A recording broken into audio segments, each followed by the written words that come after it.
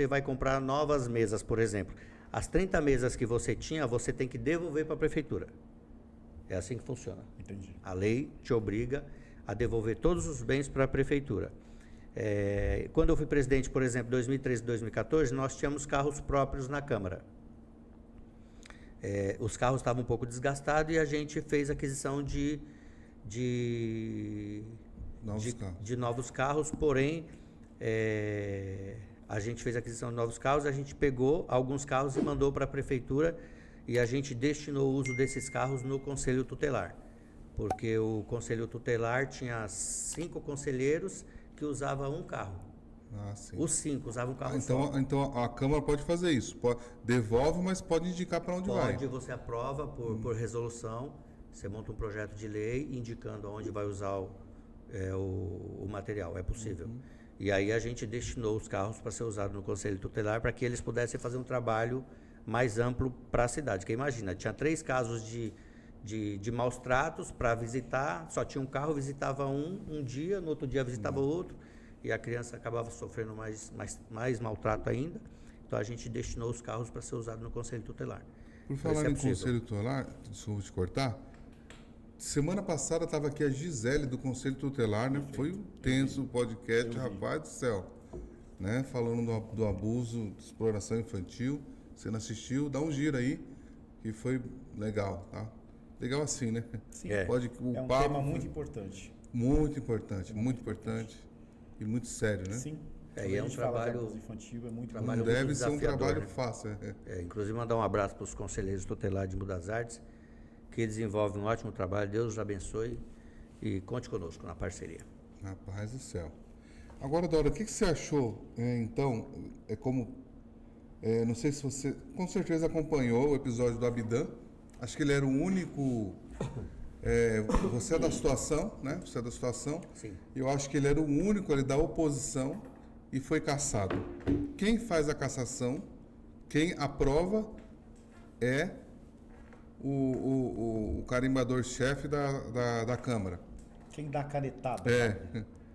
Quem que dá essa canetada para poder caçar ou deixar o camarada? O pessoal tá falhando o áudio. Então, isso que a gente estava vendo ali. Voltou, Júlia? Tá normal o áudio aí? Tá, já tá normal. Vi que tava falhando aqui mesmo. Tá.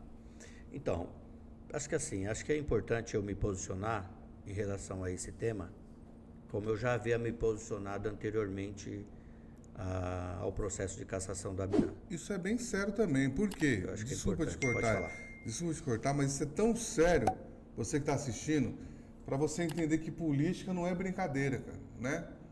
Porque o cara, até o Hugo, está convidado para vir aqui também, tá? Estou falando da minha humilde opinião como cidadão que está acompanhando as notícias, né? Perfeito. O camarada questionou e foi cassado, né? Foi isso que a gente viu, né? Agora não sei, né? Na sua visão, ele é o único da oposição que fez um questionamento sobre o mau gasto do prefeito e teve mandato cassado. Então, para mim, eu acho que isso é muito sério, né? A gente está vendo isso aí em Brasília e quem acaba pagando o preço é nós, né? O povo acaba pagando o preço. Então, é coisas que você precisa se interessar por política, cara, porque você vai pagar por isso, quando vai chegar na sua conta. Sim. Né? Sim. Vai chegar na sua conta. Então, Doda, eu queria que você falasse um pouco sobre isso também. Então, particularmente assim, você acha, né? Minha opinião, né? Quando a gente ouviu nos bastidores que essa possível cassação poderia acontecer, eu particularmente conversando com alguns amigos, inclusive com alguns vereadores, algumas lideranças políticas, com pessoas que do meio político, seja ela da situação ou da oposição, eu disse que eu era contrário à cassação do Abidã. Por que eu disse que eu era contrário? Primeiro, porque, na minha opinião, não tinha embasamento jurídico para cassar o vereador. Segundo, na minha opinião também, é minha opinião, tá, gente? Cada um pensa de uma forma. Eu acredito que vereador não caça vereador. Quando você sai caçando vereador, quando o deputado sai caçando deputado, quando o senador sai caçando o senador, sem um motivo real, você enfraquece a sua classe, né? E o Abidã, ele sofreu o processo de cassação, não foi por fiscalizar o prefeito. ele sofreu processo de cassação porque a Câmara entendeu que ele fez uma fala, e na fala dele eu entendi como uma analogia, mas tem alguns termos na política que você não pode falar, porque fica muito... É o tal do quebra do decoro, que é fica isso muito, fica muito chato. Você acaba, de certa forma, ofendendo os seus pares dentro de uma prerrogativa, porque a prerrogativa do regimento interno e na lei orgânica diz que a palavra do vereador, nas atribuições das suas funções, ela é inviolável, mas, tem a vírgula. Ela é inviolável desde que eu fale dentro de uma legalidade. Até a página 3. Exatamente. Agora, sim, você não pode chamar os seus pares de ratos. Quando você faz uma analogia chamando os vereadores de ratos, infelizmente ele errou, porque ele estava chamando os vereadores de ladrão. E aqui tem um advogado que pode falar até melhor do que eu, melhor do que nós, que é um especialista na área. Quando você chama uma pessoa de rato, de ladrão, você tem que provar. Porque se você não prova, a denúncia que você está fazendo, ela vira contra você. Então ele fez essa denúncia em plenário, né? Então isso foi em plenário e gravou vídeo, inclusive, né? Ele produziu prova contra ele mesmo. Ou seja, então os vereadores implantaram o processo de cassação por conta disso. Mas mesmo ele falando tudo isso de uma forma errônea e pesada, na minha avaliação, eu acredito que era mais um caso de dar uma suspensão para ele, que caberia também, do que um processo de cassação. Pode-se fazer isso. Pode. Quais eram E as é o penalidades? presidente da Câmara que Quais faz eram as isso? penalidades cabíveis? A mesa diretora. Quais eram as penalidades, Doda?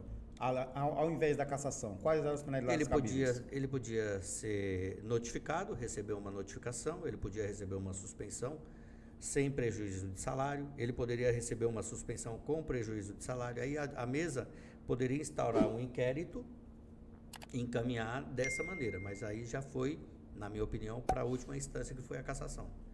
Entendeu? Que, como eu disse, ao meu ver, não tinha base e sustentação jurídica, e quando implantaram o processo que ele foi cassado, eu mesmo, falando com algumas pessoas mais próximas de mim, disse que ele voltaria, porque todo e qualquer juiz eleitoral, quando lesse o processo por inteiro, iria entender que ele fez uma analogia, e até porque depois ele fez o pedido de desculpa também em plenário, né?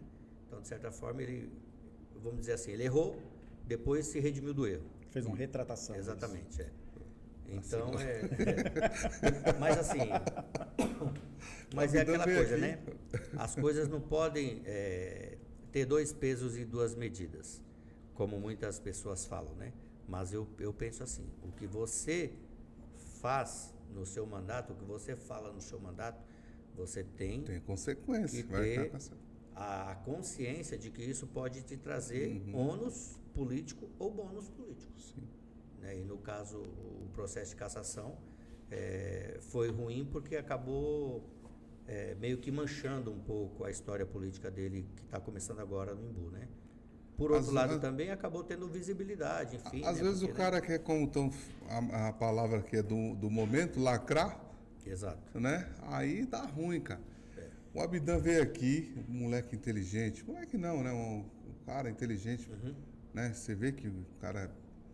Ele veio, deu a explicação dele aqui, aí ele explicou que é como ratos, tal, não sei o que, tal. Depois você assiste lá o podcast dele. Mas eu penso que o respeito cabe em qualquer lugar. Cabe em qualquer Cabe lugar. em qualquer lugar, né? E tem hora que tem briga que não dá para você entrar. Né? Era só ele contra sei lá quantos que estão lá. Né? Às vezes o cara, beleza, ele quer defender uma causa, tudo.